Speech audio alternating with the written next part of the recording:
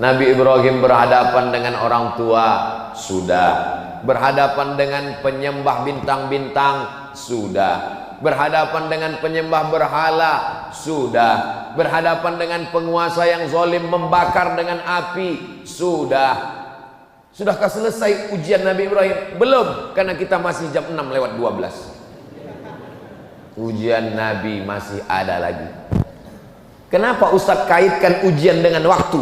Selama waktu masih ada, maka ujian tidak akan pernah berhenti. Siapa yang mau berhenti ujian, maka habiskanlah waktu. Maksudnya mati. Selama masih ada hayat di kandung badan, selama napas masih berhembus, selama ruh masih bersemayam dalam jasad, selama kita masih hidup, ujian tidak pernah selesai. Ustadz, di pondok ini banyak sekali ujian. Nanti kayaknya kalau sudah keluar pondok nggak ada ujian. Ternyata ujian lebih sulit. Ujian apa? Skripsi. Nanti kalau selesai S1 ini kayaknya nggak ada ujian. Ternyata ujian lebih besar. Apa? Tesis S2.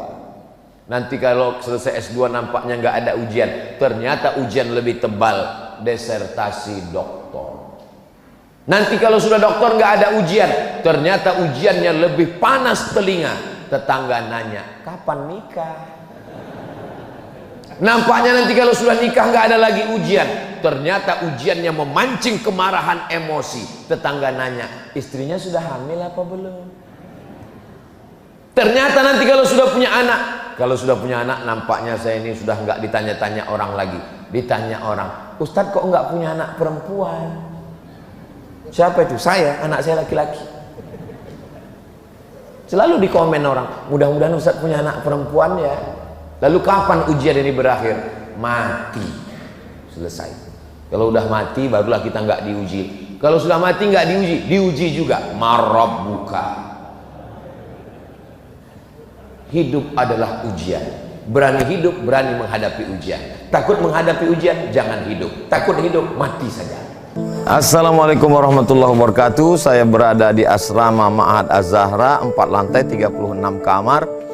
Ada tak ada kita, asrama ini tetap jadi, anak-anak tetap menghafal Quran di sini, tetap jadi orang, tetap menjadikan amal jariah mengalir. Kita hanya sekedar menumpang tuah, mengambil berkah. Mari kita selesaikan bangunan ini melalui transfer ke BSI nomor rekening 767 7777227 atas nama Pendidikan Hajah Rohana, almarhumah mak saya. Nomor admin jangan lupa kontak ke nomor 0811 6650 026. Berkah selalu. Assalamualaikum warahmatullahi wabarakatuh.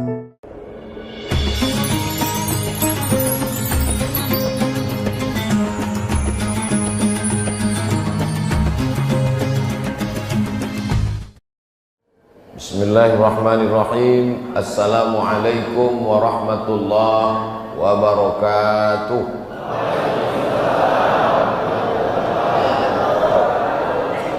Alhamdulillah, wassalatu wassalamu ala rasulillah Sayyidina wa maulana Muhammad ibni Abdillah wa ala alihi wa sahbihi wa man tabi'ahu wa mawalah.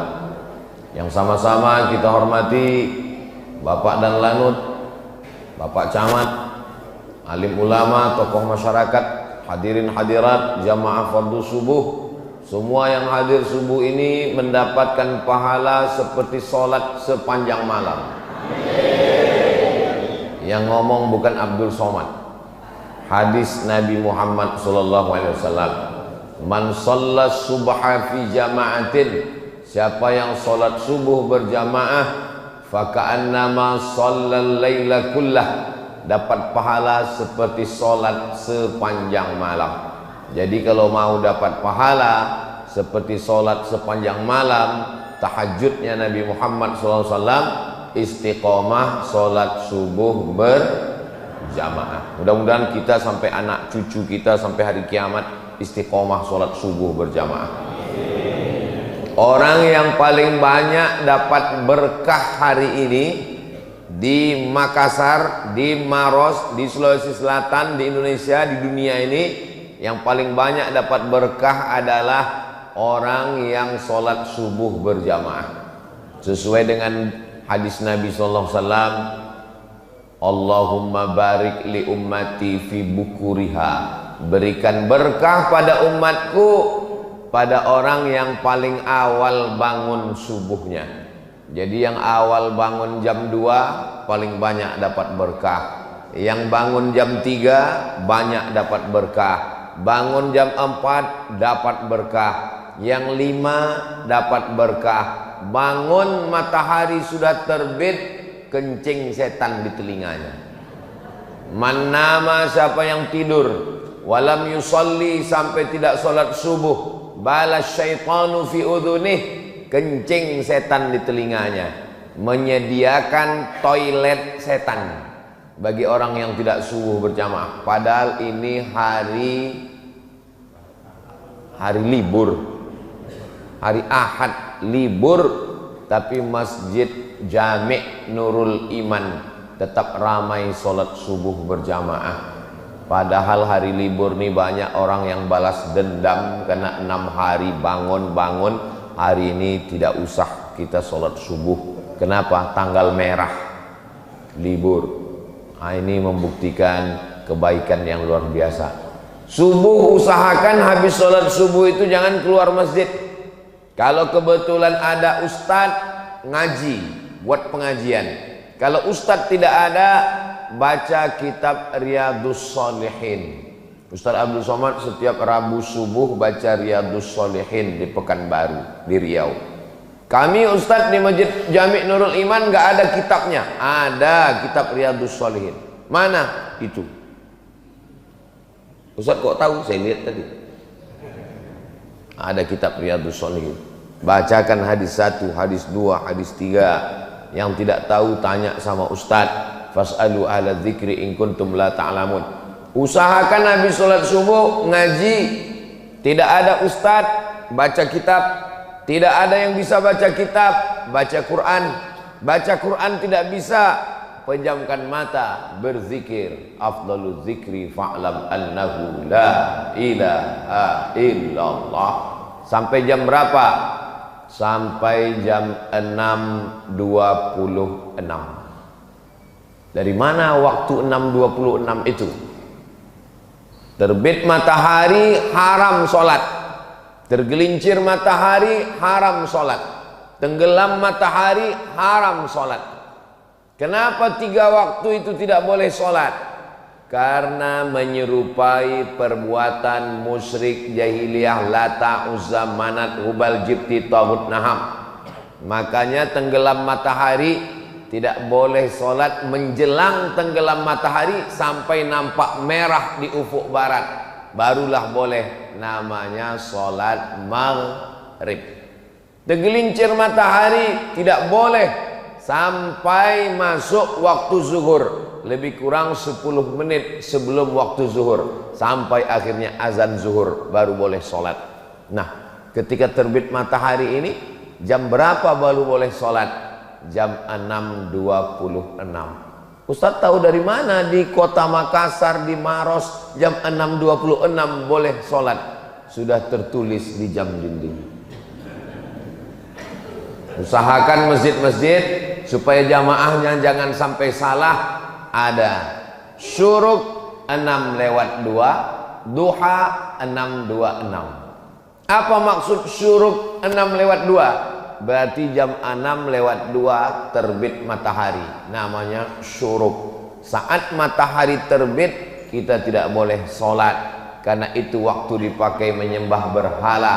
Lewatkan itu, maka dibuatnya duha 6:26, barulah boleh sholat. Sholat apa namanya? Kalau cukup 3 syarat, namanya sholat sunat isyraq. Waktu terbit matahari namanya syuruk, nama sholatnya isyraq. Syaratnya 3. Pertama, sholat subuh berjamaah. Nomor 2, jangan keluar masjid setelah sholat subuh, berzikir, baca Quran, pengajian. Yang ketiga, sampai terbit matahari. Jadi kalau sholatnya di rumah, atau tidak ke masjid, atau habis sholat pulang, tetap boleh sholat sunat jam 6.26. Kalau cukup 3 syarat, namanya sholat sunat isyraq. Kalau tidak cukup 3 syarat, namanya sholat duha. Jangan sampai pegawai kantor BUMN ngantri orang urusan di kantor sampai jam 9, jam 10, panjang antrian di bank, di kantor BUMN, kantor dinas. Tanya, kenapa ramai betul orang ngantri? Urusan Pak. Pegawainya mana? Pegawainya sholat duha di musola. Sholat duha hukumnya sunnat. Melayani orang banyak hukumnya wajib. Meninggalkan yang wajib gara-gara yang sunnat haram hukumnya. Makan duit negara, APBD, APBN, digaji per menit, per detik di kantor, makan duit haram. Maka sholat sunat duhanya kapan? 6.26 sudah boleh sholat duha. Sebelum berangkat kerja jam setengah 7, jam 7 sholat duha baru berangkat. Tapi katanya duha itu jam 8, jam 9 itu waktu afdal. Adapun waktu boleh jam 6.26 sudah boleh. Tapi waktunya ini berubah-ubah sesuai dengan terbitnya matahari. Bagaimana kami bisa tahu nanti Ustaz Abu Somad sudah pulang, kami nggak tahu lagi jam berapa? Mudah saja, datang ke Masjid Jami' Nurul Iman, lihat sebelah kiri. Ini pendidikan yang baik. Terus kalau kami sholat sunat isyraq nanti pahalanya apa? Man sholat subha fi jama'atin, siapa yang sholat subuh berjamaah, summa qa'ada yadhkurullah, duduk berzikir mengingat Allah, hatta tatlu asyam, sampai terbit matahari. Jam 6.26 summa yusalli rak'ataini, sholat sunat isyraq 2 rakaat. Niatnya usalli sunnatal isyraq, pakai qaf, usalli sunnatal isyraq rak'ataini lillahi ta'ala. Saya sholat sunat isyraq 2 rakaat lillahi ta'ala. Kanat lahu ka ajri hajjatin wa umrah, dapat pahala seperti ibadah haji dan umrah. Ini keringanan yang diberikan Allah. Saya tidak tahu di Makassar, di Maros, di Sulawesi Selatan berapa lama daftar tunggunya. Tapi kalau di Pekanbaru Riau, store 2024, berangkat 2050. Bagi saya yang sekarang umur 25 tahun ini, berarti umur 50 nanti baru berangkat. Bayangkan itu. Jangan kecewa, jangan bersedih, jangan berkecil hati. Kenapa? Sholat subuh berjamaah, duduk berzikir mengingat Allah sampai terbit matahari. 6.26 untuk waktu Masjid Jami' Nurul Iman Sulawesi Selatan. Maka sholat sunat 2 rakaat dapat pahala seperti haji dan umrah. Mudah-mudahan kita istiqomah insyaallah. Nah, jadi Allah itu maha pemurah. Jadi kalau ada orang mengatakan Tuhan itu tidak adil, saya tidak punya duit, tidak bisa pergi ke Makkah, ONH plus mahal. Saya dulu tidak tahu kenapa disebut dengan ONH plus. Ternyata setelah saya sekolah ke Mesir baru saya tahu. Plus itu artinya fulus. ONH fulus. Karena mahal biayanya. ONH biasa daftar tunggunya panjang. Tapi orang lupa Allah berikan keringanan. Sholat subuh berjamaah, sholat sunat 2 rakaat, mendapatkan pahala haji dan umrah. Ini Ustaz ngomong begini ada hadisnya? Ada. Di mana hadisnya? Dalam Sunan At-Tirmidzi. Siapa yang menulis kitab itu? Imam Abu Isa Ibnu Sawrah At-Tirmidzi. Itu hadisnya sahih atau tidak sahih? Hadisnya hadisun hasan. Nah, hasan kan tidak sahih. Sahih dengan hasan sepakat ulama boleh dijadikan sebagai landasan akidah, landasan hukum halal haram, dan landasan dalam beribadah. Maka jangan ragu tentang melaksanakan sholat sunat isyraq. Apakah nanti kita laksanakan sendiri-sendiri atau berjamaah? Sendiri-sendiri. Selesai saya tausiah, Bapak Ibu sholat sunat isyraq. Ketika Bapak Ibu sedang sholat sunat, saya pun pulang. Cuman di belakang nih nggak ada pintu nampaknya. Oh ada. Bapak Ibu yang dimuliakan Allah Subhanahu wa taala. Kira-kira kalau dalam sholat kita menyebut nama orang boleh atau tidak? Misalnya nama suaminya Mas Parno. Disebutnya nama suaminya, Allahumma arham Mas Parno. Apakah sholatnya batal? Menyebut nama orang dalam sholat tidak batal, tapi menyebut satu kata yang bukan bahasa Arab batal. Allahu Akbar. Datang orang ngetuk pintu, tuk tuk tuk, sedang sholat, batal.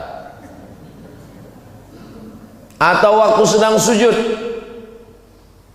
keluar dari mulutnya, luluskan PNS, batal. Karena keluar bahasa yang bukan. Tapi kalau nama orang tidak batal. Mana dalilnya menyebut nama orang tidak batal?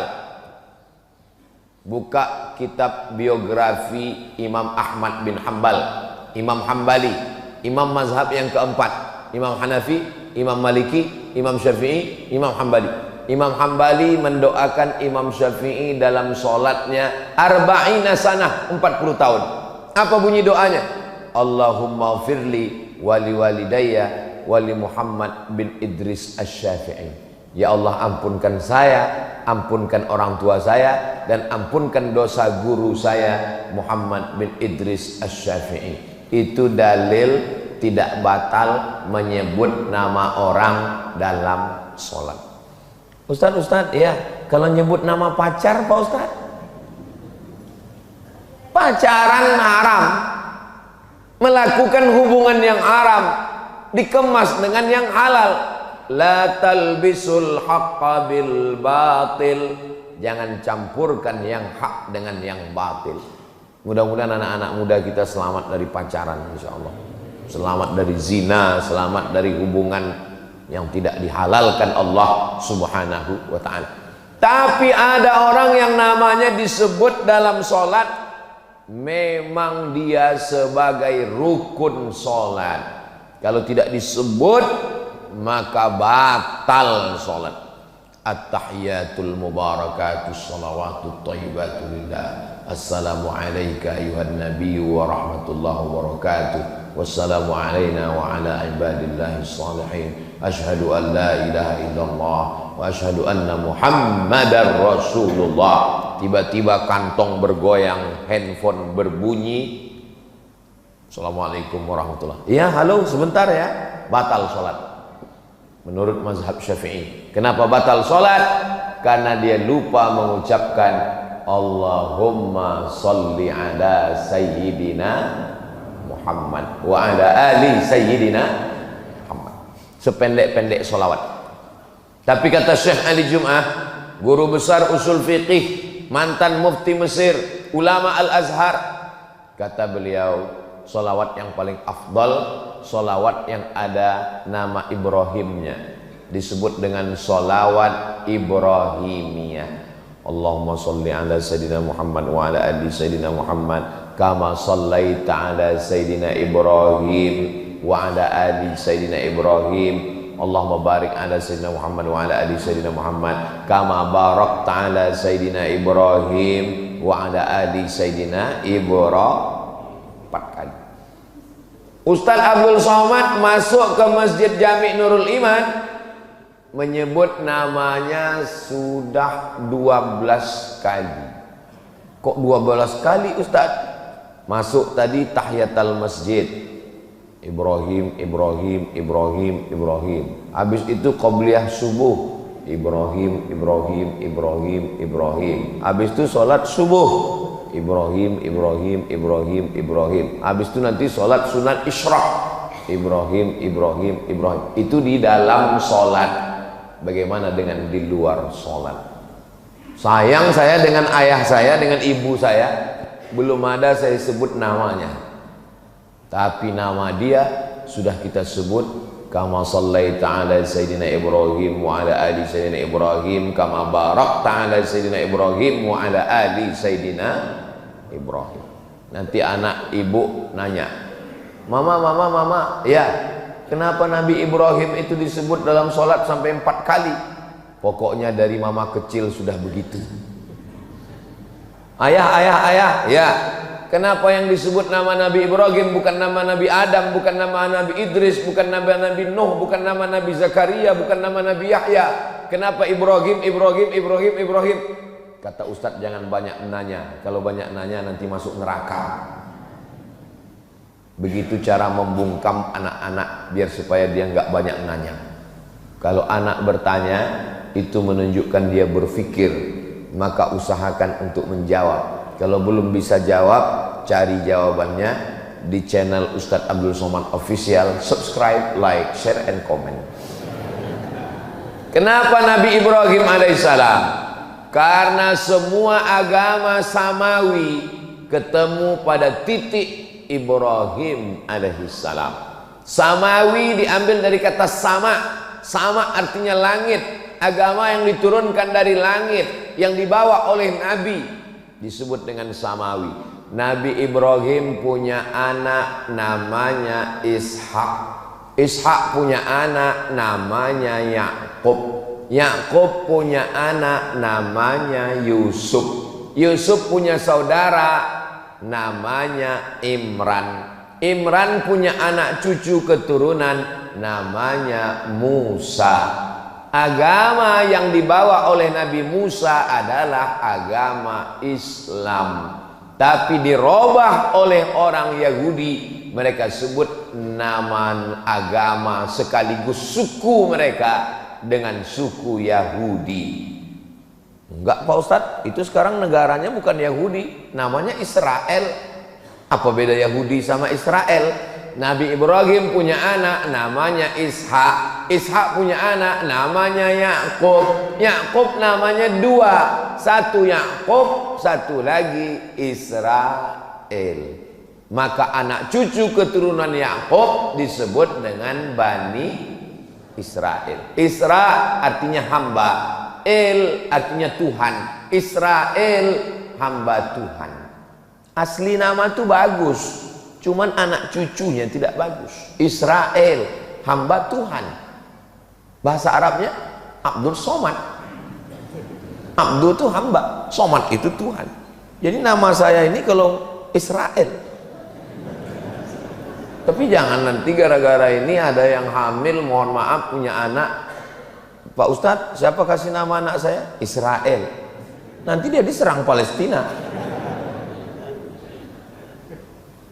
Maka disebut dengan Bani Israel. Kalau Yahudi, Nabi Ibrahim punya anak namanya Ishak. Ishak punya anak namanya Yakub. Yakub punya anak namanya Yusuf. Yusuf punya saudara seibu sebapak namanya Yahuza.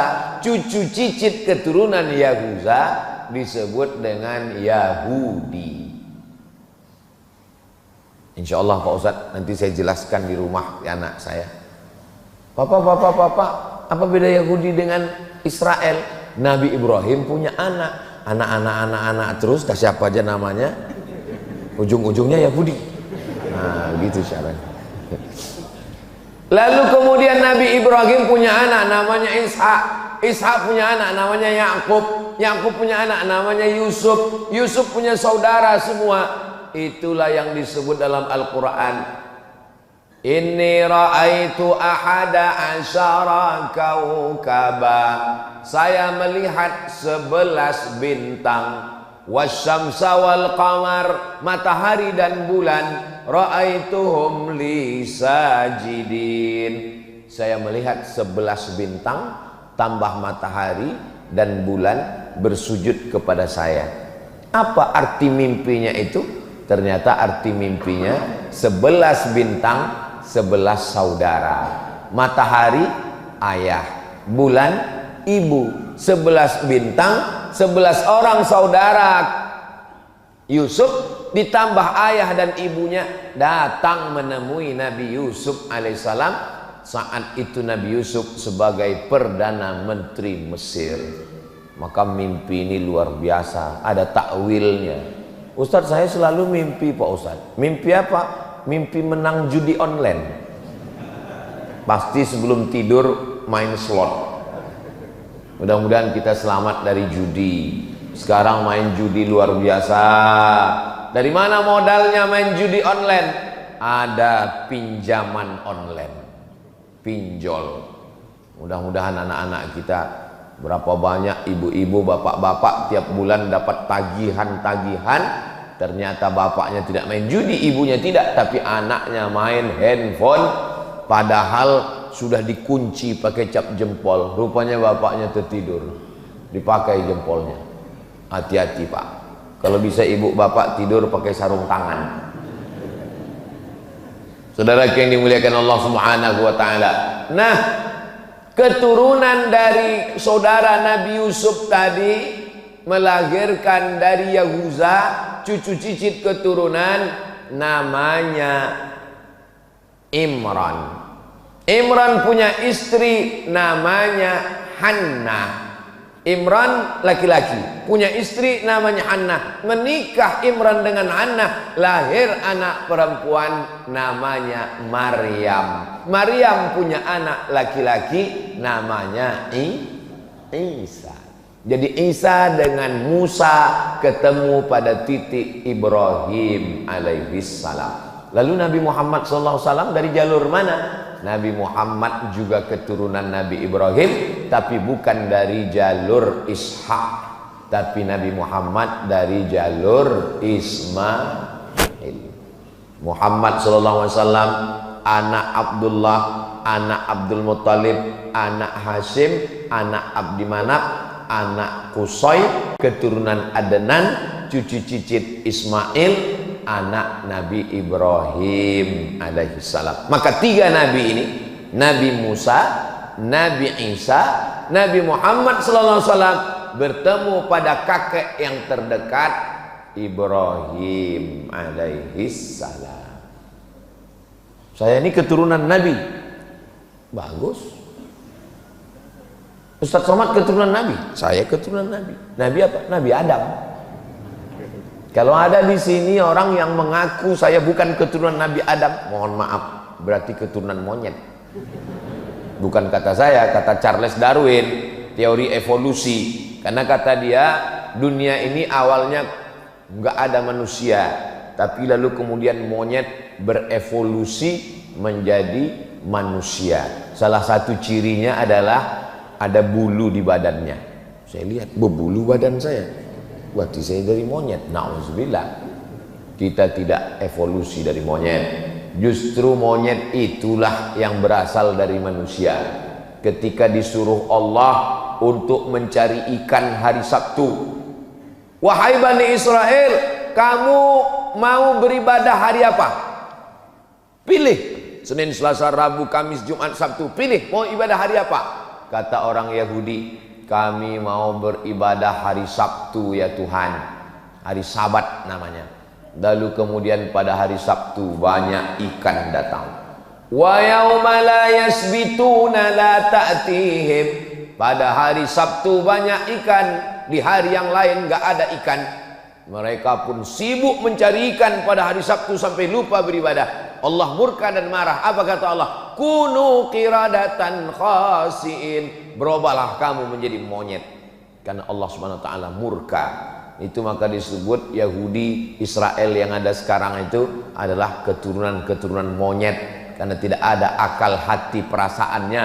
Tadi di mobil saya mau kemari, saya buka internet, gambar jenazah-jenazah anak-anak kecil korban dari serangan Israel ke Palestina. Mudah-mudahan Allah menolong saudara kita di Palestina. Saudara yang dimuliakan Allah Subhanahu wa taala. Itulah jawaban kenapa nama Nabi Ibrahim disebut. Bukan sekedar menyebut nama Nabi Ibrahim, tapi mengambil pelajaran dari Nabi Ibrahim. Ada seorang laki-laki namanya Azar. Siapa namanya? Azar. Azar ini kerjanya membuat patung. Patung dibuat, dijual. Semua patung-patung yang disembah oleh masyarakat Babilonia, Babel. Dalam Quran disebut daerah itu Bibabila, Babel. Nanti kita kalau ditanya Babel itu di mana? Babilonia, Irak. Bukan Babel Bangka Belitung. Itu di samping Pulau Sumatera, di Sumatera Selatan, Palembang. Ini Babel, Babilonia, Irak. Di Irak ini mereka menyembah berhala, patung-patung. Dan patung itu yang membuatnya, tukang buatnya namanya Azar. Azar punya anak laki-laki namanya Ibrahim. Diabadikan nama Azar dalam Al-Quran. Wa idh qala Ibrahimu li abihi Azara.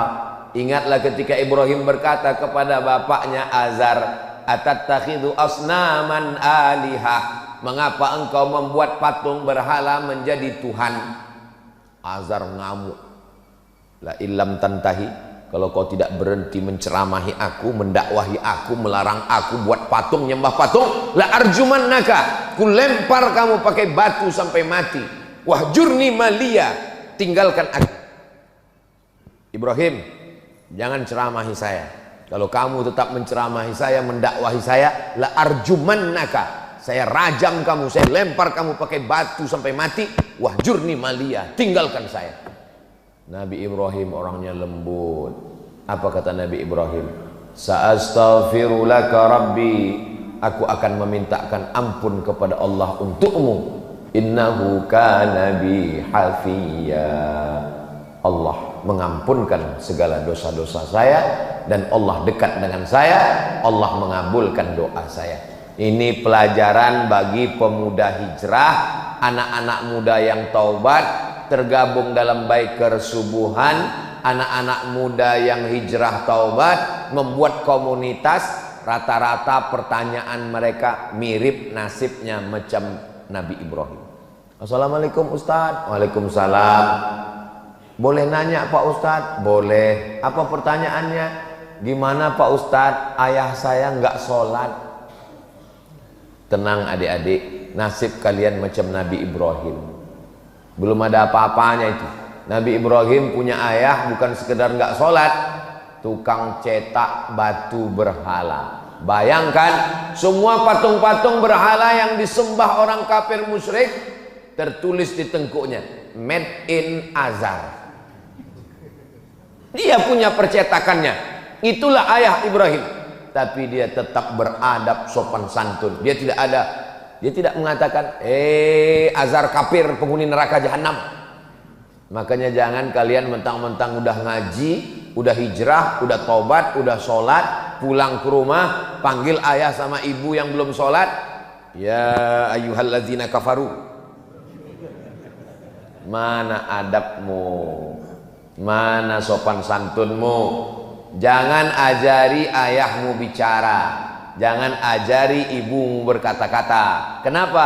Karena kau pandai bicara, mereka yang mengajarmu. Anak tidak pernah tua di depan mata orang tua. Saya ustadz, tamat Mesir, tamat Maroko, pulang ke rumah, tapi di depan ayah ibu saya tetaplah anak kecil yang baru pandai berbicara. Tidak pernah saya ceramahi orang tua saya. Ingat saya almarhumah emak saya pulang dari musola. Dekat rumah saya ada musola kecil, namanya musola Al-Makmur. Apa kata dia? Tadi ustadz kami ceramah di musola, Mat. Kata dia bagus puasa di bulan Rajab ini. Dia suka puasa bulan Rajab. Sudah tua, umurnya 70-an. Saya bilang, Mak jangan puasa bulan Rajab, nanti lemah di bulan Ramadan. Bulan Rajab itu puasanya puasa bulan haram, bagus. Tapi jangan terus puasa bulan Rajab, tidak baik bagi kesehatan. Ustadz kami tadi yang ngomong, hebat ustadz kami itu, Man. Jadi bagi dia lebih hebat ustadz dia yang di musola daripada saya. Dia pergi umroh, pembimbingnya Ustadz Yurnalis namanya di kota Pekanbaru, dengan Ustadz Mawardi Muhammad Saleh namanya di kota Pekanbaru. Pulang dia umroh, dia kasih tahu ke saya, aku umroh tadi, Mat, hebat pembimbing kami itu. Kira-kira kamu bisa nggak ceramah macam dia ya? Di depan mata orang tua, anak tetaplah anak kecil yang belum bisa apa-apa. Maka jangan pernah menceramahi orang tua. Kenapa? Karena kau serius, mereka melihatmu lucu. Lucu kau ya, anak kecil udah pandai ceramah kata dia. Maka doakan mereka berakhlakul karimah, belikan dia kain sarung, belikan dia peci, belikan dia tasbih, ibu belikan dia mukena, berikan dia hadiah, doakan dia tengah malam, teteskan air mata, munajat kepada Allah, berlemah lembutlah kepada dia. Jangan sampai ibumu, ayahmu berkata, dulu kusangka kalau anakku hijrah ngaji dengan Ustadz Abdul Somad dia jadi baik, sekarang malah kurang ajar. Memang betul ternyata Ustadz Somad itu Ustadz radikal. Saya mau anak-anak muda setelah dia tobat, setelah dia hijrah, Masya Allah ternyata hadir biker subuhan, itu datang bawa bendera, luar biasa. Ini ibu-ibu yang mau cari calon menantu biker subuhan. Biker subuhan ini hebat bu, subuh ke masjid, subuh aja, yang lain enggak. Maksudnya sholat yang paling berat kan sholat subuh. Ngelawan kantuk, ngelawan tidur, malam libur, nongkrong anak-anak sampai payah bangun. Mereka subuh aja datang ke masjid, apalagi zuhur, asar, maghrib, isya. Mudah-mudahan anak-anak kita semuanya selamat dari narkoba, selamat dari zina, selamat dari riba, selamat dari LGBT, selamat dari pacaran, punya komunitas dengan kawan-kawan yang baik-baik dan istiqomah iman Islamnya insyaallah. Jangan pernah ibu bapak berhenti mendoakan Rabbi habli minas solihin, Rabbi habli minas solihin. Pelajaran yang pertama dari Nabi Ibrahim, menghadapi orang terdekat dulu. Nabi Muhammad SAW orang terdekat juga. Ayahnya memang meninggal, tapi saudara kandung ayahnya namanya Abdul Uzza. Nama kakeknya Abdul Muttalib. Nama ayahnya Abdullah. Nama pamannya Abdul Uzza.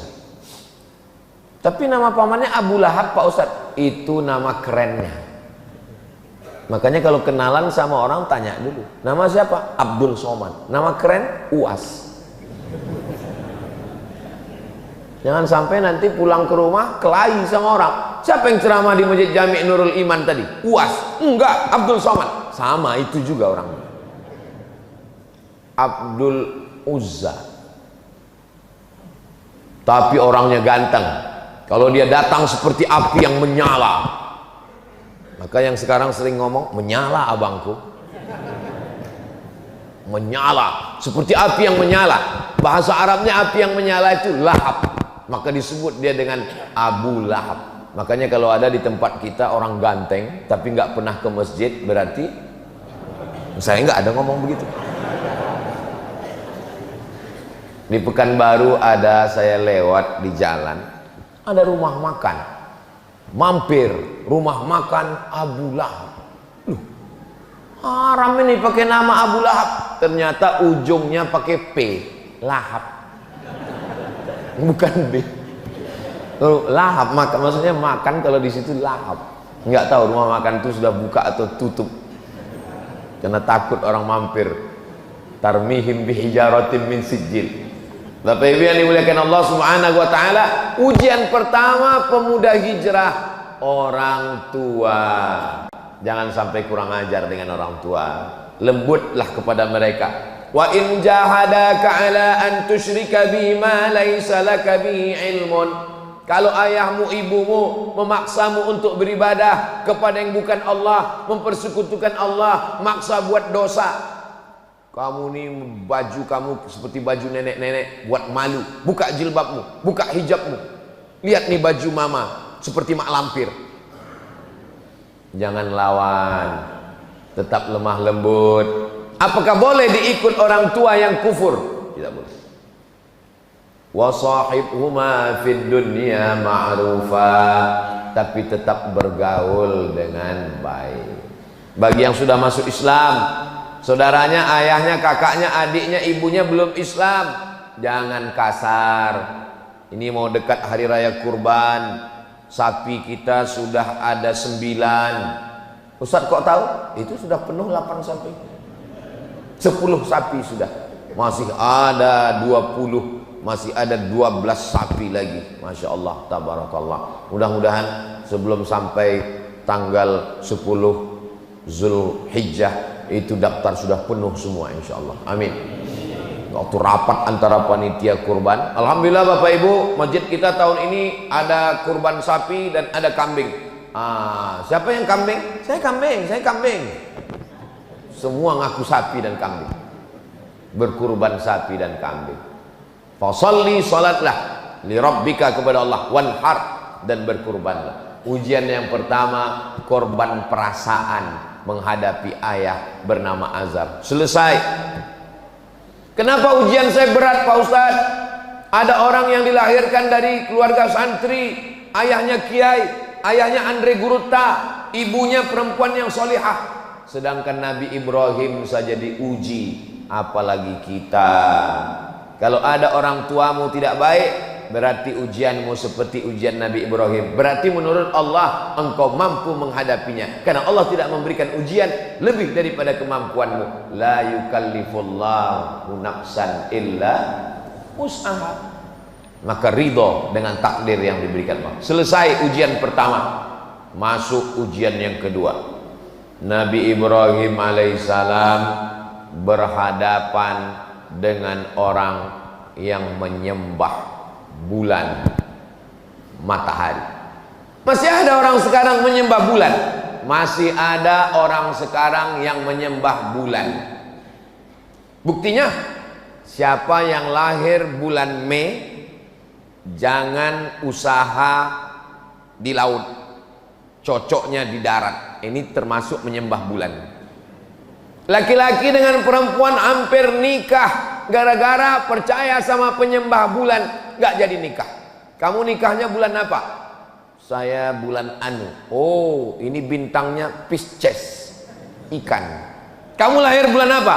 Saya bulan April. April Taurus, kambing. Kambing gak cocok dengan ikan, nanti masuk angin gembung mati.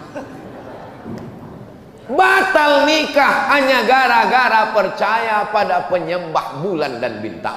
Namanya astrologi. Tapi katanya bagus belajar tentang matahari. Yang bagus itu astronomi, ilmu falak. Sedangkan yang sesat itu astrologi, percaya kepada perbintangan. Dulu orang kalau baca majalah, ramalan bulan depan. Alhamdulillah, kita tidak percaya sama ramalan. Kita hanya percaya kepada Allah. Bismillahirrahmanirrahim. La haula wala quwwata illa billah. Ternyata astrologi ini sudah ada sejak zaman Nabi Ibrahim alaihissalam. Nenek moyang kita menyebutnya dengan ilmu nujum. Nujum diambil dari kata najam. Allah bersumpah dalam Al-Quran, wan najmi idza hawa, demi najam. Najam artinya bintang, nujum bintang-bintang. Ilmu nujum, ilmu yang mengkaji tentang bintang-bintang, dikaitkan dengan nasib manusia. Ini hukumnya syirik, karena lebih percaya kepada bintang daripada kepada Allah. Meniadakan kuasa Allah, yang berkuasa adalah planet bintang-bintang. Dalam Islam diajarkan la ilaha illallah. Tidak ada itu kuasa bintang-bintang bisa mempengaruhi nasib manusia. Nabi Ibrahim berhadapan dengan orang astrologi, penyembah bintang-bintang. Ada dalam Al-Quran. Ada dalam Al-Quran. Falamma ra'al qamara bazighan qala hadza rabbi. Ketika dia melihat bulan, dia katakan, oh bulan Tuhan. Falamma afala qala la uhibbul afilin. Ketika bulan hilang, berarti dia bukan Tuhan. Falamma ra'a asy-syamsa bazighatan qala hadza rabbi. Ketika muncul matahari, oh ini Tuhan. Hadza akbar, ini lebih besar daripada bulan. Falamma afalat, ketika dia hilang, berarti dia bukan Tuhan. Banyak orang mengartikan ayat ini, mengatakan Nabi Ibrahim sedang mencari Tuhan. Lihatlah perjalanan Ibrahim mencari Tuhan. Dia lihat bintang, dia sangka Tuhan. Dia lihat matahari, dia sangka Tuhan. Nabi Ibrahim bukan filosof. Yang mencari Tuhan itu ahli filsafat. Aristoteles, Demokritos, Sokrates, Thales, itu yang mencari Tuhan. Sedangkan nabi-nabi tidak pernah mencari Tuhan. Nabi Ibrahim tidak pernah mencari Tuhan. Allah yang memperkenalkan diri kepada nabi-nabi. Ma'rifah namanya, perkenalan Allah kepada nabinya. Lalu apa maksud Nabi Ibrahim melihat matahari bulan? Dia mau mengajar para astrologi itu bahwa nasibmu bukan ditentukan oleh matahari, tidak ditentukan oleh bulan lahir, tapi ditentukan oleh Allah Subhanahu wa ta'ala. Kasihan sekali kalau ada orang tua masih percaya astrologi. Lahir anaknya, kata pakar astrologi, anak kamu beruntung karena lahirnya bulan penuh. Bulan sedang penuh 30, berarti anakmu ini rezekinya penuh. Lahir anak kedua pas bulan sabit, ini pembawa sial. Kan kasihan sekali. Akhirnya anak yang bulan penuh dikasih uang penuh, uang jajan penuh, sekolah penuh, akhirnya dipakai main judi. Anak yang bulan sabit dikasih uang sedikit, dia serius belajar. Setelah dewasa, apa yang terjadi? Kecemburuan sosial. Anak yang dikasih uang sedikit cerita cucu-cucu kelahi gara-gara orang tua tidak adil. Itu kakak saya disekolahkan sampai S1, S2, S3, S teler, S cendol, S doger, S Bandung. Sementara adiknya tamat SMP karena dianggap sialan, nggak perlu disekolahkan. I'dilu baina auladikum, bersikap adillah kamu di antara anak-anak kamu. Ittaqullah, wahai bapak dan ibu, takutlah kepada Allah, jangan curang, bersikap adillah kepada anak-anak, jangan percaya astrologi. Nggak jadi nikah gara-gara ramalan perbintangan, tidak adil pada uang jajan anak gara-gara ramalan. Mau ikut TNI, Angkatan Darat, Angkatan Laut, Angkatan Udara, Polisi, BUMN, ASN, nggak jadi gara-gara ramalan. Kamu lahirnya bulan apa? Saya lahirnya bulan April. Oh, April ini lambangnya kambing. Cita-cita mau jadi apa? Mau ikut Pak Dan Lanut, Angkatan Udara. Nggak bisa, karena kambing nggak bisa terbang. Yang cocok jadi angkatan udara ini hanya nggak tahu ya, nggak hafal semua bintang. Kamu lahirnya bulan apa? Saya lahirnya lambang ikan. Ini cocok angkatan laut. Apa ini? Ini khurafat, tahayul, bohong, mitos semuanya. Islam datang membersihkan pikiran kita dari itu semua. Kita hanya percaya kepada Allah Subhanahu wa ta'ala. La ilaha illallah. Kalau kita berusaha berhasil, bersyukur kepada Allah, alhamdulillah. Kalau kurang berhasil, berarti Allah ingin menjadikan kita orang yang sabar. Setelah kita berikhtiar, bismillahi tawakkaltu 'alallah, serahkan pada Allah, la haula wala quwata illa billah. Selesai menghadapi ujian yang kedua, masuk ujian yang ketiga. Ini sampai ujian yang keberapa nih Pak Ustadz? Pokoknya sampai jam 6.26. Siap nggak siap sejarah Nabi Ibrahim ini? Pokoknya jam 6.26 kita sholat. Dari tadi Ustadz ngeliat ke atas terus ngeliat jam, itu ada jam. Inilah hebatnya Masjid Jami' Nurul Iman. Jamaahnya bisa tenang karena jamaah bisa ngeliat jam. Ustadznya juga tenang karena ngeliat jam. Jadi dibuat jam itu dua arah, satu untuk jamaah, satu untuk ustadz.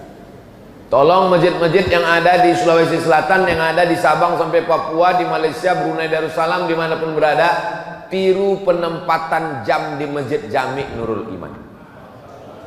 Jamaahnya tahu waktu, ustadznya juga tahu waktu. Karena di beberapa tempat ada jam sampai 3, tiga-tiganya mati, lupa ganti baterai. Khotib sampai. Tapi saya pernah ceramah di Masjid Pekanbaru Riau. Itu di meja itu dikasih lampu 3, hijau, kuning, merah. Saya tanya panitia, Pak Panitia, ini meja Dewan Hakim Musabaqah Tilawatil Quran lupa dicopot. Bukan Pak Ustadz, ini bukan MTQ. Memang sengaja kami pasang karena banyak ustadz yang lupa berhenti kalau ceramah. Jadi dipasang, kalau udah lewat waktu hidup lampu kuning. Itu maka Ustadz Abdul Somad kalau ceramah semua jamaah sudah tahu 60 menit berakhir. Karena tidak semua orang nyaman. Dia mau pergi ke kantor, dia ada urusan, mau masak nasi sarapan anak, mau lepas suami pergi kerja. Akhirnya pas datang ke masjid, yang pertama dalam pikirannya ngelihat Ustadz, kapan berakhir penderitaan ini? Nah, ujian yang ketiga, Nabi Ibrahim berhadapan dengan umat penyembah berhala. Ada patung-patung makhluk hidup, binatang, serangga, yang besar yang kecil. Ketika semua mereka sedang pergi ke kebun korma, Nabi Ibrahim menghancurkan berhala itu, dihancurkannya semua, dipecahkannya, diambilnya kampak, digantungkannya di berhala yang paling besar, ditinggalkannya satu. Pulang dari manen kurma, mereka lihat Tuhan-Tuhannya hancur. Tuhan jadi hantu, hancur semua. Maka mereka pun memanggil Nabi Ibrahim, diabadikan dalam Al-Quran. A anta fa'alta hadza bi alihatina ya Ibrahim, apakah engkau yang menghancurkan Tuhan-Tuhan kami ini wahai Ibrahim? Nabi Ibrahim menjawab dengan logika akal. Apa kata Nabi Ibrahim? Bal fa'alahu kabiruhum hadza, yang melakukan ini adalah patung yang paling besar. Kalau enggak percaya, fas'aluhum in kanu yantiqun, tanyalah yang kecil-kecil ini kalau mereka bisa bicara. Padahal jelas yang menghancurkan itu Nabi Ibrahim. Nabi Ibrahim ingin mengajak mereka menggunakan akalnya, karena mereka punya otak, punya pikiran, punya akal, tapi tidak pernah dipakai. Diajak bicara nggak mau, dihancurkan, ditunjukkan. Rupanya orang kalau sudah, Masya Allah, jazakumullah, terima kasih Ustaz, anak gadis duduk tersenyum di tengah malam, kalau sudah datang air minum, ceramah bisa jadi 2 jam. Sampai mana tadi cerita? Hancur berhala-berhala, ditangkap Nabi Ibrahim, dieksekusi, dipersekusi. A anta fa'alta hadza bi alihatina, engkau yang sudah menghancurkan Tuhan kami? Nabi Ibrahim jawab dengan slow, bal fa'alahu kabiruhum hadza, yang menghancurkan ini patung yang paling besar. Fas'aluhum in kanu yantiqun, mereka lah kalau kamu tidak percaya tanya. Rupanya orang, prinsip manusia dari sejak zaman Nabi Ibrahim, kalau kalah otak, mereka akan pakai otot. Kalah otaknya, buntu, mereka pakai otak, ngadu ke raja. Rajanya Namrus. Raja Namrus mengumpulkan bala tentara, nyalakan api, bakar Ibrahim, karena dia sudah mengganggu stabilitas keamanan nasional. Akhirnya dinyalakan api unggun, harriquhu, bakar dia. Saat mereka membakar Nabi Ibrahim alaihissalam, Allah berkata kepada api, ya nar, wahai api, kuni bardan, jadilah engkau sejuk, wasalaman, dan selamat, ala Ibrahim, sejuk dan selamat engkau bagi Ibrahim. Nabi Ibrahim keluar dari api unggun dalam keadaan sejuk, dingin, dan selamat. Inilah doa yang selalu dibaca jamaah ketika menunaikan haji ke Baitullah. Ustaz Somad, ya, ini kabarnya di Makkah sedang cuaca musim panas 40 derajat Celcius. Tolong ajarkan saya doa biar supaya dingin di sana Pak Ustaz. Ya narukuni bardan wasalaman ala Ibrahim, ya narukuni bardan wasalaman ala Ibrahim, ya narukuni bardan wasalaman. Pulang haji, gimana? Alhamdulillah Pak Ustaz, selama di Makkah dingin, selama di Madinah dingin. Nggak lama temannya yang satu kloter cerita, memang dingin Pak Ustaz, karena dia nggak pernah ke masjid. Jadi hotel terus. Jangan menghukumi orang pulang haji melihat bentuk fisik. Siapa yang pulang haji wajahnya gemuk dan putih, itulah hajinya mabrur. Kalau kurus dan hitam, itu hajinya mardut. Begitu pulang langsung pakai hukum fisik, nampak ada yang gemuk putih, ini mabrur. Rupanya makan tidur di hotel. Ada yang naik bis dari Aziziyah mengejar kurus, kena panas. Ini sebenarnya mau membela diri saya yang kurus dan hitam. Saudaraku yang dimuliakan Allah Subhanahu wa taala. Nabi Ibrahim berhadapan dengan orang tua, sudah. Berhadapan dengan penyembah bintang-bintang, sudah. Berhadapan dengan penyembah berhala, sudah. Berhadapan dengan penguasa yang zalim membakar dengan api, sudah. Sudahkah selesai ujian Nabi Ibrahim? Belum, karena kita masih jam 6:12. Ujian Nabi masih ada lagi. Kenapa Ustadz kaitkan ujian dengan waktu? Selama waktu masih ada, maka ujian tidak akan pernah berhenti. Siapa yang mau berhenti ujian, maka habiskanlah waktu. Maksudnya mati. Selama masih ada hayat di kandung badan, selama napas masih berhembus, selama ruh masih bersemayam dalam jasad, selama kita masih hidup, ujian tidak pernah selesai. Ustadz, di pondok ini banyak sekali ujian. Nanti kayaknya kalau sudah keluar pondok nggak ada ujian. Ternyata ujian lebih sulit. Ujian apa? Skripsi. Nanti kalau selesai S1 ini kayaknya nggak ada ujian. Ternyata ujian lebih besar. Apa? Tesis S2. Nanti kalau selesai S2 nampaknya nggak ada ujian. Ternyata ujian lebih tebal. Disertasi doktor. Nanti kalau sudah doktor nggak ada ujian. Ternyata ujiannya lebih panas telinga. Tetangga nanya, kapan nikah? Nampaknya nanti kalau sudah nikah nggak ada lagi ujian. Ternyata ujiannya memancing kemarahan emosi. Tetangga nanya, istrinya sudah hamil apa belum? Ternyata nanti kalau sudah punya anak, nampaknya saya ini sudah nggak ditanya-tanya orang lagi.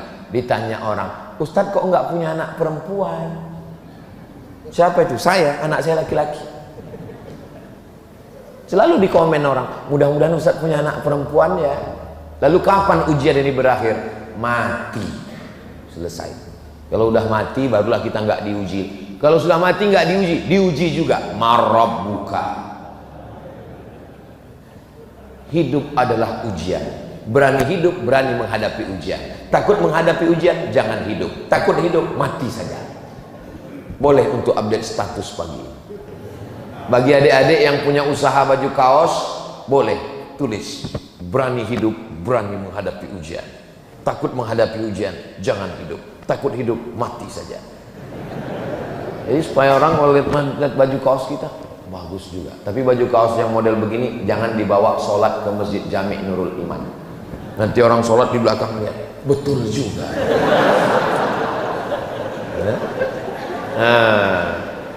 Nabi Ibrahim diuji lagi. Selagi masih hidup diuji. Menikah dengan perempuan namanya Sarah. Sarah tidak mengandung. Apa kata tetangga? Ajuzun aqim. Ajuz, perempuan tua. Aqim, mohon maaf, yang tidak punya anak. Mandul, diejek. Akhirnya Nabi Musa, Nabi Ibrahim pindah ke Mesir.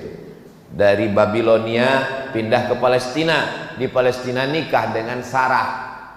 Sarah tidak punya anak, pindah ke Mesir. Di Mesir ada seorang perempuan menjadi pembantu. Perempuan ini awalnya anak bangsawan, anak orang kaya, bangsawan. Bangsawan itu artinya bangsa yang hidup di awan, tinggi di atas. Terjadi peperangan, akhirnya anak perempuan bangsawan ini ditawan, dijadikan budak, dijual di pasar budak, dibeli oleh Sarah. Kata Sarah, kamu nikah dengan suami saya supaya suami saya punya anak.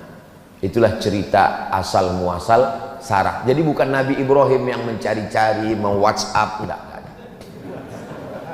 Sarah yang menyuruh Hajar menikah, melayani suaminya supaya lahir seorang anak. Rupanya doa Nabi Ibrahim dikabulkan Allah. Doanya diabadikan dalam Quran. Rabbi habli minas solihin, Rabbi habli minas solihin, Rabbi habli minas solihin. Lahirnya anak, seorang anak pada umur Nabi Ibrahim. Dalam tafsir Ibnu Katsir 86 tahun. Bapak, ada di antara bapak yang umur 86 tahun? Kalau ada umur 86 tahun masih gendong anak, itulah Nabi Ibrahim alaihissalam. Saya sarankan ke adik-adik kalian kalau bisa cepat nikah, jangan lama-lama. Tamat kuliah, kerja, ada modal untuk beli mahar, Quran dan seperangkat alat sholat dan uang panai, nikah. Jangan tunggu lama-lama. Kenapa? Nanti kalau kalian lama nikah, pas gendong anak kecil, orang nanya, cucu ya Pak? Ustadz kau tahu? Saya pernah kena. Saya gendong Sami, datang dia, cucu ya Pak? Kepala kau cucu saya bilang. Untung istri saya nggak dengar. Nah, jadi Nabi Ibrahim alaihissalam berdoa. Nabi Ibrahim Khalilullah, kekasih Allah, kesayangan Allah, bapaknya nabi-nabi, cucu cicitnya jadi nabi, berdoa 86 tahun baru dikabulkan Allah. Datang jamaah, Ustaz, kenapa doa saya belum juga dikabulkan Allah?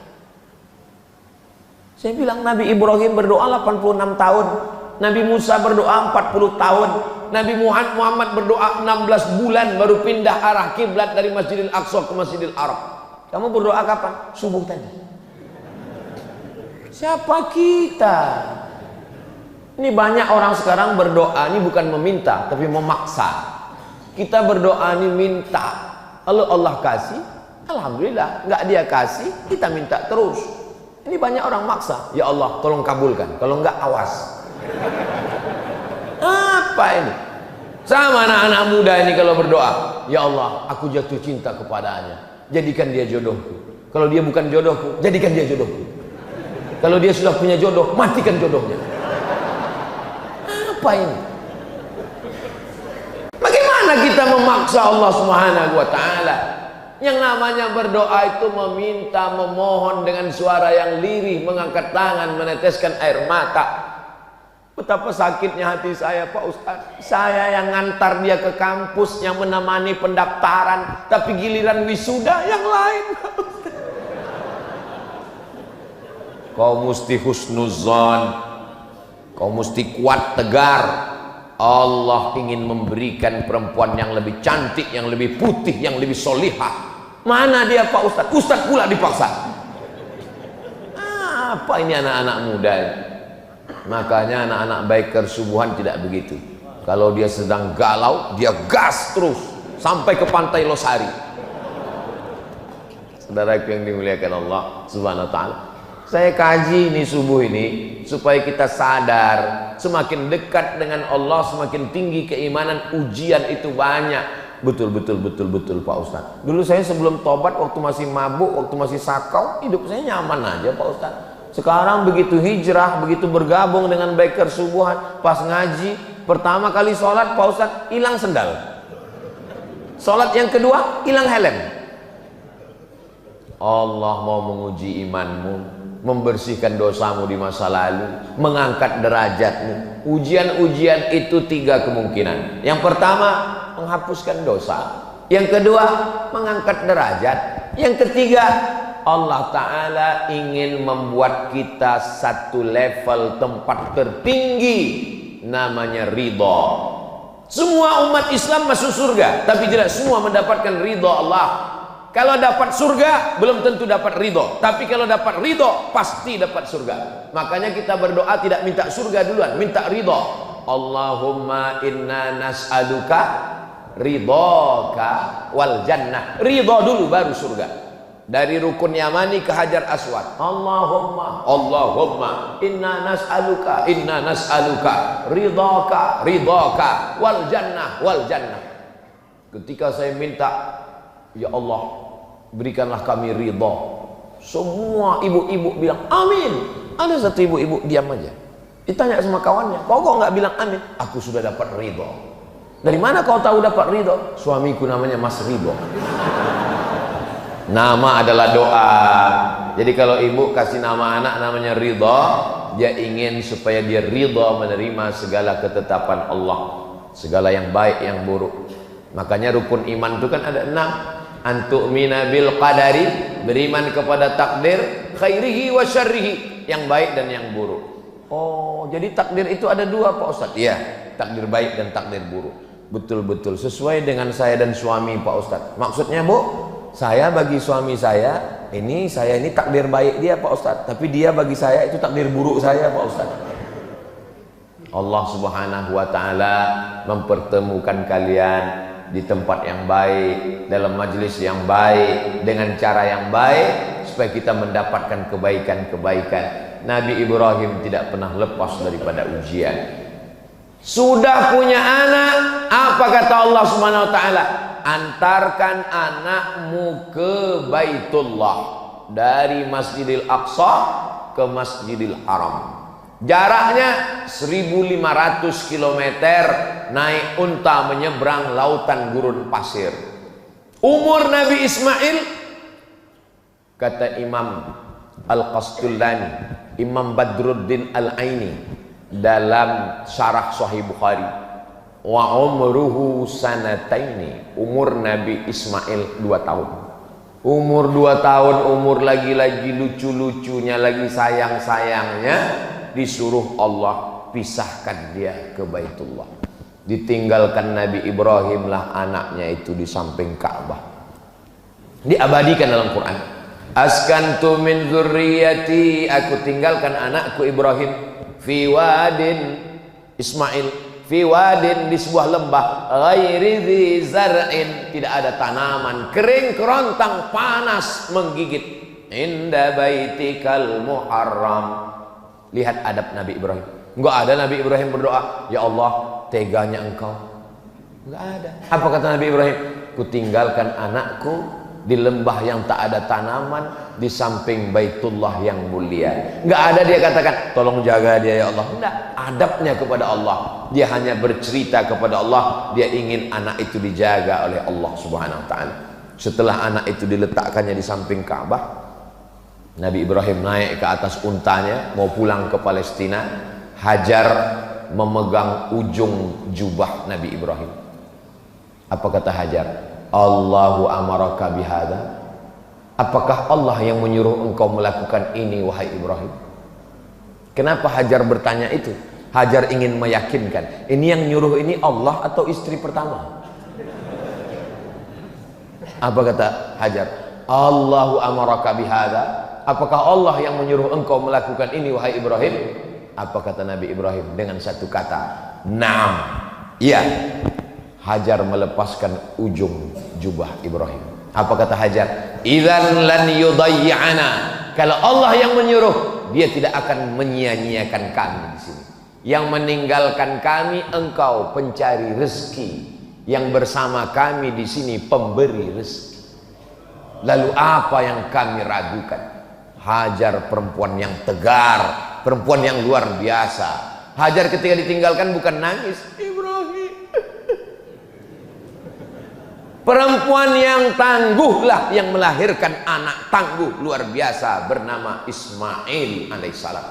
Makanya di balik laki-laki yang hebat ada 2 perempuan yang hebat. Jangan tunggu dulu, cepat aja. Maksudnya 2 itu maksudnya ibu dan istri, itu maksudnya. Ini orang ini udah lain aja nih Bu, nampak. Di balik Nabi Ismail yang hebat ada 2 perempuan yang hebat. Ibunya dan istrinya melahirkan orang-orang yang hebat. Nabi Ibrahim hebat, 2 perempuan yang hebat. Ibunya solihah, nama ibunya Umailah, dan istrinya perempuan yang baik-baik. Itu maka kita selalu menyebut keluarganya Ali Ibrahim wa ala Ali Ibrahim. Ali artinya keluarga, tidak hanya Ibrahim tapi juga keluarganya yang baik-baik. Selesaikah ujian Nabi Ibrahim? Belum selesai. Masih ada ujian menyembelih anak, masih ada ujian membangun Ka'bah, masih ada ujian memanggil jamaah haji. Tapi waktu kita sudah sampai 6:26. Jangan kemana-mana, kita lanjutkan setelah yang satu ini. Jamaah yang dimuliakan Allah Subhanahu wa taala, intinya selagi masih ada waktu, ujian tidak pernah akan datang berhenti. Kita siap menghadapi ujian hidup. Bapak Ibu siap menghadapi ujian hidup? Mau nggak siap dia datang juga. Memangnya kalau kita bilang saya nggak siap Pak Ustaz, memangnya datang malaikat membawa, ini ada ujian, kamu siap apa enggak? Nah, kalau kamu siap saya kasih, kalau enggak saya kesana dulu ya. Enggak ada begitu, mau siap enggak siap tetap. Maka kuatkan diri dengan sholat. Allahu Akbar, serahkan kepada Allah. Inna sholati wa nusuki wa mahyaya wa mamati lillahi rabbil alamin. Sholat, zikir, baca Quran itu menguatkan pundak bahu kita untuk menghadapi ujian-ujian. Tapi saya tidak mengatakan saya yang ceramah, saya yang paling siap. Tidak. Doakan Bapak Ibu semua supaya Ustadz Abdul Somad punya hati yang kuat menerima ujian dari Allah Subhanahu. Kita ini kuat kalau saling mendoakan. Kita tidak pernah berpisah. Walaupun saya akan pulang besok pagi ke Sumatera, ke Riau, tapi kita tetap bersama dalam doa, saling mendoakan. Mudah-mudahan kita semuanya istiqomah, mati husnul khatimah. Anak-anak kita semuanya soleh dan solehah. Rezeki kita berkah sehingga kita bisa berhaji ke Baitullah. Ala hadhihi niyah, al-Fatihah. A'udzu billahi minasy syaithanir rajim. Bismillahirrahmanirrahim. Alhamdulillahi rabbil alamin. Ar-Rahmanir Rahim. Maliki yaumiddin. Iyyaka na'budu wa iyyaka nasta'in. اهدنا الصراط المستقيم صراط الذين أنعمت عليهم غير المغضوب عليهم ولا الضالين آمين اللهم صل على سيدنا محمد وعلى آل سيدنا محمد كما صليت على سيدنا إبراهيم وعلى آل سيدنا إبراهيم اللهم بارك على سيدنا محمد وعلى آل سيدنا محمد كما باركت على سيدنا إبراهيم وعلى آل سيدنا إبراهيم Allahumma ja'alna sabirin sabura Ibrahim. Jadikan kami orang yang sabar seperti kesabaran Nabi Ibrahim menerima segala ujianmu ya Allah. Allahumma ja'alna minal aqwiya quwwata Ibrahim. Jadikan kami orang-orang yang kuat, yang tegar seperti kekuatan ujian menghadapi ujian hidup Nabi Ibrahim alaihissalam. Ya Qawiyyu ya Matin, Engkau yang maha kuat gagah perkasa. Qawi imanana, kuatkan iman kami. Wa sahih ajsadana, sehatkan badan kami. Wa ja'alna minar rasyidin, jadikan kami orang yang lurus, lurus hatinya, lurus pikirannya, lurus kata-katanya, lurus perbuatannya. Rabbana hab lana minas shalihin, jadikan anak kami anak-anak yang soleh seperti solehnya Nabi Ismail alaihissalam, seperti solehnya Nabi Ishaq alaihissalam. Allahumma ja'al zawjatina minas salihat, jadikanlah pasangan hidup kami istri-istri yang solihah, allati tu'inu imanana, yang menolong iman kami, seperti solihahnya Sarah, seperti solihahnya Hajar yang menolong iman Nabi Ibrahim alaihissalam. Rabbana fir lana dzunubana, ampunkan dosa kami, wali abaina, ayah kami, wali ummahatina, ibu kami, wali azwajina, pasangan hidup kami, wali dzurriyyatina, anak keturunan kami, wali man hadarana, semua jamaah yang hadir pada subuh yang penuh berkah ini ya Allah. Allahumma khtim lana bi husnil khatimah wa la takhtim alaina bi su'il khatimah. Rabbana atina fid dunya hasanah wa fil akhirati hasanah wa qina adzaban nar. Wa sallallahu ala sayyidina Muhammad wa ala alihi wa sahbihi wa sallam. Walhamdulillahi rabbil alamin. Taqabbalallahu minkum minna wa minkum taqabbal ya karim.